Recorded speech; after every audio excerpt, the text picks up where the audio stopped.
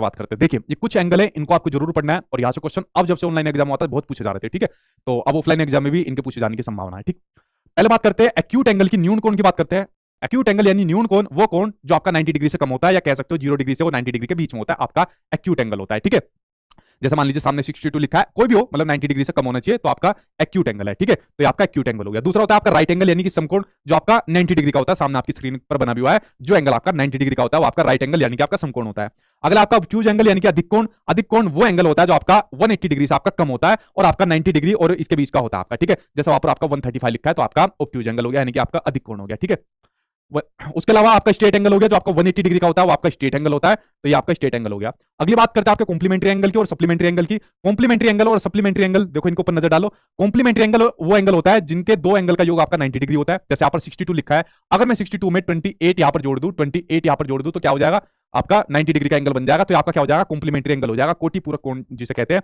अगली बात करो सप्लीमेंट्री एंगल की, तो जिन कोण का योग आपका जोड़ने पर 180 बन जाए तो आपका वहां पहले ही जुड़ा हुआ है 120 में 60 जोड़ने पर, तो आपका सप्लीमेंट्री एंगल बन जाएगा। ठीक है, तो ये एंगल आपके, इनके बारे में बेसिक जानकारी मैंने आपको बता दी। अब देखिए क्वेश्चन कैसा आएगा आपके एग्जाम के अंदर, इसके बारे में नजर डालते हैं। क्वेश्चन कैसा आएगा, ये देखो क्वेश्चन सामने आपकी स्क्रीन पर आ गया कि अंग्रेजी के जो अल्फाबेट लेटर दिए हुए यहाँ पर एच और ई, इसमें समकोणों की कुल कितनी संख्या है। समकोणों की जो अभी आपको बताया, राइट एंगल की आपने पूछ ली, ठीक है, 90 डिग्री की, इनकी कुल कितनी संख्या है। इसको मैं थोड़ा बड़ा लिख देता हूं, एच में और यहां पर पूछा है ई में, किसमें, एच में और यहां पर पूछा है ई में, इसमें कुल कितनी संख्या है वो जरा आप लोग बताओ, बताओ कितनी है।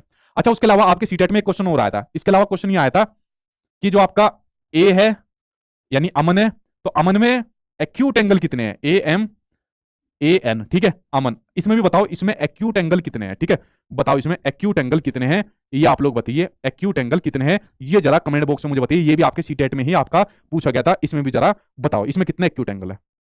6, 8, अच्छा 8 इसका आंसर दे रहे हो, हाँ 8 है। देखो इसमें 8 कैसे होंगे राइट एंगल, देखो साथ के साथ गिनो मेरे साथ, ठीक है, मेरे साथ गिनो साथ के साथ।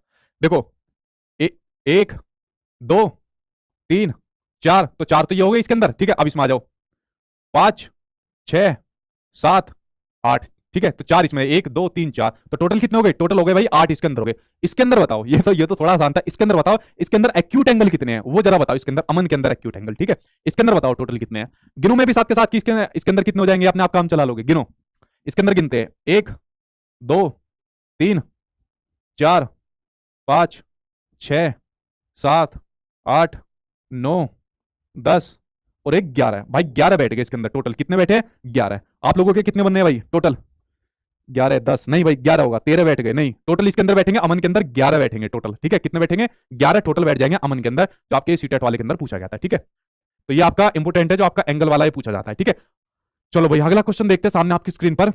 ये एक और एनसीईआरटी का चैप्टर है, 10वां और 100वां भाग करके। आप बेसिकली क्वेश्चन इसमें दो तरीके के पूछ ले जाते हैं कि 10वां और 100वां भाग करके का दाई से आंकड़ा वाला एक वो जो क्वेश्चन आता है वो तो बड़ा यार लड्डू सा क्वेश्चन है, उसको तो आप लोग मतलब छोटा बच्चा घर के अंदर होगा वो कर लेगा। एक क्वेश्चन इसी के ऊपर, मतलब इसको कहते हैं मेजरमेंट करके, ठीक है, मतलब इसी का दूसरा नाम कह सकते हो आप लोग, मापन कह सकते हो इसको।